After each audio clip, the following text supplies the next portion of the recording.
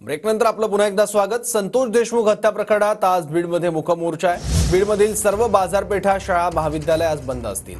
अत्यावश्यक सेवा वगळता बीडमध्ये आज कडकडीत बंद आहे। बीड शहरात येणारी सर्व वाहतूक सुद्धा वळवण्यात आली आहे।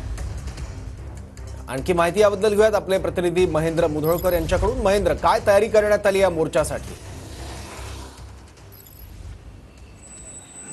सौरभ, संतोष देशमुख हत्या प्रकरणात आज 19वा दिवस आहे। मात्र या प्रकरणात केवळ 4 आरोपींना अटक झाली तर 3 आरोपी फरार आहेत।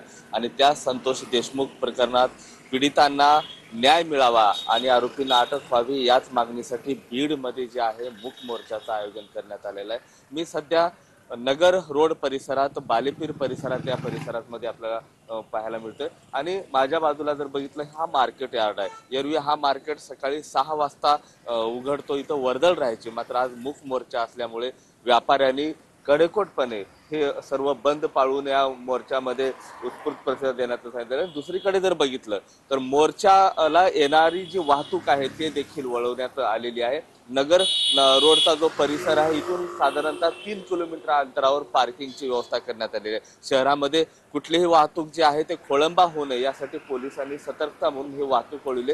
तर दुसरीकडे जर बघितलं तर मोर्चामध्ये जवळपास 500 पोलीस कर्मचारी देखील तैनात करण्यात आलेले आहेत। 4 DYSP असतील, एक अपर पोलीस अधीक्षक असेल आणि 6 RCPच्या प्लाटून आणि SRPच्या जवळपास 2 जे तुकडे आहेत। सुरक्षा यंत्रणांकडून सुद्धा पुरेशी काळजी घेतली जाते, बंदोबस्त दिसतोय। धन्यवाद महेंद्र या माहितीबद्दल।